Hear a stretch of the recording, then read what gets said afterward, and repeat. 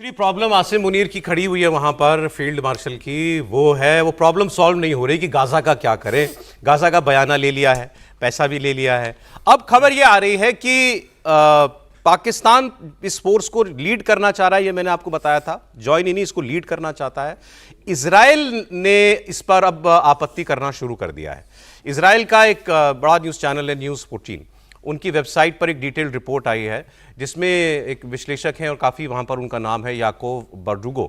उन्होंने इसमें बहुत चिंता जाहिर की है। उन्होंने कहा कि जैसे हमने टर्की को मना कर दिया कि टर्की की फौज नहीं आएगी यहाँ पर स्टेबलाइजेशन फोर्स में, ऐसे ही हमें पाकिस्तान की फौज के लिए मना कर देना चाहिए, क्योंकि उनको भी खबर मिली कि 3,500 फौजी ये भेजना चाहते हैं। तो उन्होंने भी वही खतरा बताया। बोले वो आप समझते क्या हो, वो पाकिस्तान का एक तो वो जो इनका फौजी होगा, क्योंकि वो इंसर्जी वगैरह में जाता रहता है, बोले वो ट्रिगर हैप्पी, उसको गोली चलाने की आदत है। पहली बात तो ये। दूसरा, वो दिमागी जो उसका जो जैसा दिमाग बना दिया गया पाकिस्तान के सिपाही का, वो हमास से नहीं लड़ेगा, वो इजराइल के सेना को ही गोली मारेगा। उन्होंने भी यही बात कही, और ये बात पाकिस्तान के भी एक पत्रकार ने पहले कही थी कि ये वहां जाएंगे तो डर ये है कि ये पाकिस्तान की सेना और वहां की इजराइल की सेना के बीच में ना जो है वो जंग शुरू हो जाए। ये बात तो हम लोग कहानी कुर्सी में बहुत बड़ा इजरायली बोलने लगे बात है। मैं पहले भी कह रहा था कि इजराइल उस समय ही आया था कि इजराइल ने पाकिस्तान की वहाँ पर स्टेबलाइजिंग फोर्स में एंट्री से मना किया है। उनका विरोध है कि वो नहीं आए, और उसका कारण भी वही है क्योंकि वो उन पर गोली चला दें, वो इन पर गोली चला दें, क्योंकि वो तो हमास के साथ हमेशा खड़े होते रहे हैं। पाकिस्तान हमास के साथ खड़ा होते रहा है। अब एकाएक अमेरिका के दबाव से आकर के यदि वो वहाँ पर आ भी जाते हैं, पैसे के लिए भी आ जाते हैं, तो उनकी मानसिकता में तो थोड़े ओवरनाइट परिवर्तन थोड़े हो जाएगा। वैसी स्थिति में हमास की लड़ाई कहीं वो न लड़ने लगे इजरायली फोर्सेस के साथ, और इजरायली फोर्सेस जो हैं उनको डिसआर्म करने के लिए उनको बंदूकें नहीं चलानी पड़े, उनको राइफल नहीं चलानी पड़े, ये जिसकी संभावना ज़्यादा है। और इसलिए इजराइल जो है वो नहीं चाहता है। इजराइल के सोर्सेस इस ढंग से बता रहे थे, खबर चढ़ी हुई थी कि वो नहीं चाहते कि पाकिस्तान जो है जिस स्टेबलाइजिंग फोर्स का हिस्सा बन सके। ठीक। अगली खबर पाकिस्तानी फौज से ही जुड़ी हुई है, और इसके अब हम बेसिक्स जानते थे, इसकी डिटेल थोड़ी अब और पता चली है कि कैसे ये एक कहते थे ना हम कि दुनिया में हर देश के पास सेना है और पाकिस्तान में सेना के पास एक देश है। मैं अब जो आपको डेटा दूंगा ये तो बिल्कुल सच बात है कि ऐसा है। अब आप देखिए कैसे मिलकर ये सरकार वहां की और सेना ही मैं तो कहूंगा ये कैसे लूटती है। मुल्क खैरात पे चल रहा है और पाकिस्तान की सेना अरबोपति हो रही है। अब जो खबर हम आपको लगातार बता रहे थे वो खबर पक्की हो गई। पाकिस्तान की सेना ने पीआईए जो पाकिस्तान एयरलाइंस थी उसकी बिडिंग से हाथ खींच लिया था। अब वो जिस बिडर को मिली उसने ये बोला कि मुझे आर्मी चीफ ने फोन करके बोला था कि तुम बिड करो, और अब उसी के कंसोर्शियम में पाकिस्तान की सेना शामिल हो गई है। तो पाकिस्तान की सेना पाकिस्तान एयरलाइंस चलाएगी।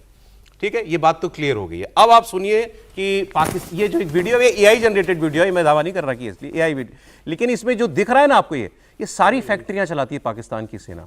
ये डाइपर बनाते हैं, ये खेती करते हैं। सबसे बड़ी लैंड होल्डिंग पाकिस्तान की सेना की है।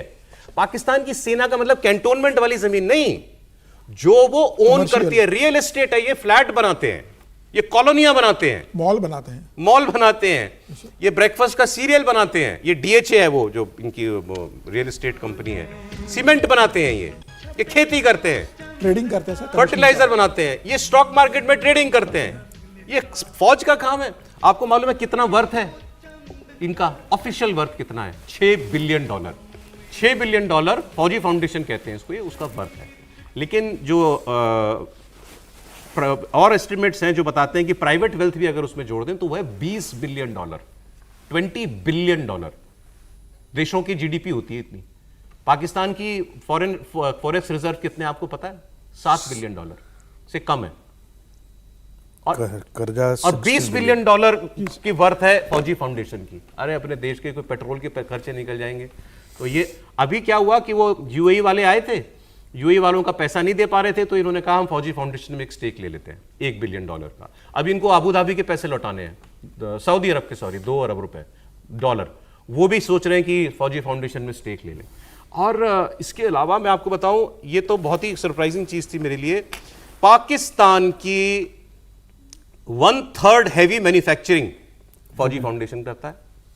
पाकिस्तान में जितने प्राइवेट एसेट हैं, प्राइवेट एसेट मतलब उसका मतलब होता है मेरा घर भी प्राइवेट एसेट है, किसी का वहां पे घर होगा प्राइवेट एसेट है। टोटल प्राइवेट एसेट्स में से 7% फौजी फाउंडेशन के हैं। आप अंदाजा लगाओ यार, ये तो मतलब बेच खाया इन्होंने अपना देश। और इसमें एक बयान है, मैं आपको सुनाता हूं जरा, फौज के रुपयों के ऊपर। बहुत बहुत मुबारक हो पाकिस्तानियों, दिल से 1 अरब रुपए की सलामी देनी पड़ गई है। हुआ कुछ यूं कि यूएई का हुक्मरान MBZ जो है वो पाकिस्तान आया। पहले कहा गया किसी फंक्शन में आया और फिर पता लगा फंक्शन अफसाब के घर में था और अब पता लगा कि उनकी बेटी का फंक्शन था। लेकिन कौम के लिए खुशखबरी ये तब बन गई जब सलामी देने की बजाय MBZ ने $1 अरब सलामी वापस मांग ली। जी हाँ, $1 अरब जो यूएई ने पाकिस्तान के अकाउंट में कई सालों से रखवाए हुए थे, वो आखिरकार उसने कहा जी मुझे वापस करो। पहले हुकूमत ने कहा कि PIA बेच देते हैं आपको, उन्होंने कहा नहीं PIA नहीं चाहिए।